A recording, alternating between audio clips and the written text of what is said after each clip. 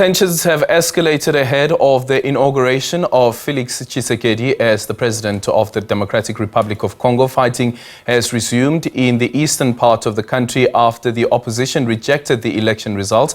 For more on this, we cross to our reporter who is in the DRC in Kinshasa, Chris Ocamringa. Chris, good morning. Thank you so much for making time for us. Tell us about plans for the inauguration, but also the security concerns. Well, the DRC government has already set in place measures to ensure that the inauguration happens very well. We have seen people cleaning the streets and soldiers deployed across the city. We have been informed that there are 18 heads of state who are expected to grace this event on Saturday, the 20th of January.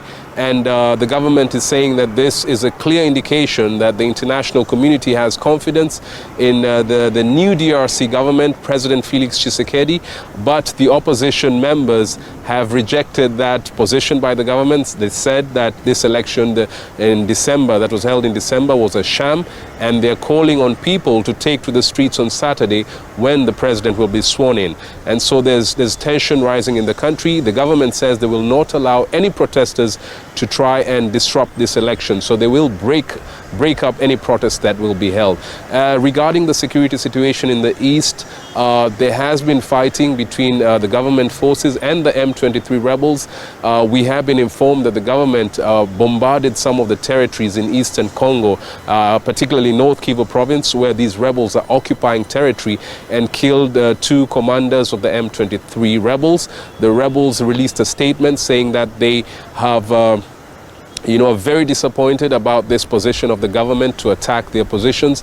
They're saying the Congolese government violated a ceasefire that was brokered by the US government last December. And they said they will pay a very heavy price for the death of two of their commanders. So we're waiting to see what will happen. President Felix Tshisekedi has promised that he's going to end that insecurity in eastern Congo. He's already being supported by troops from the Southern African Development Community. These troops are from South Africa, Malawi and Tanzania, and a South African commander is leading this operation that is supposed to start carrying out joint operations to recapture the areas that are being occupied by the M23 rebels. Audrey? Tell us about the issue that is being raised, the allegations being raised by the opposition, that even though that they are raising these allegations and calling these elections a sham, the decision to not go and challenge the results via the Constitutional Court, and later on, of course, the results being validated by that court.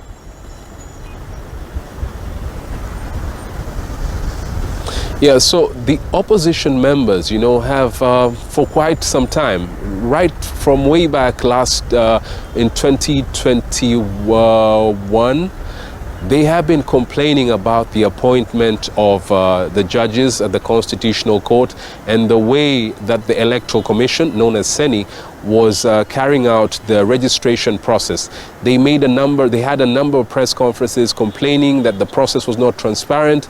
They said that the panel of judges who were appointed at the Constitutional Court were very close to the president. These were people from the same tribe, and they were therefore going to be loyal. So they accused the government of setting the ground way back, to try and ensure that this election goes in the favor of President Felix Tshisekedi.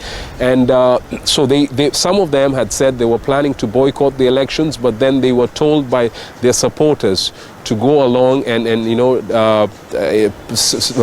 participate in this election.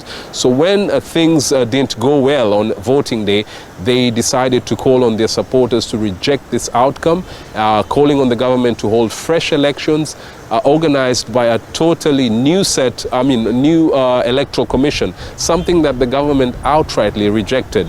And so they have decided now to take it to the streets, because they're saying the government is in control of all these state institutions where they're supposed to seek redress. And their only hope now is to go to the streets where the people who have the ultimate power are supposed to decide about, the future of this country, the leadership of this country. And that is why they have decided to call on the people to rise up against the government of President Felix Tshisekedi.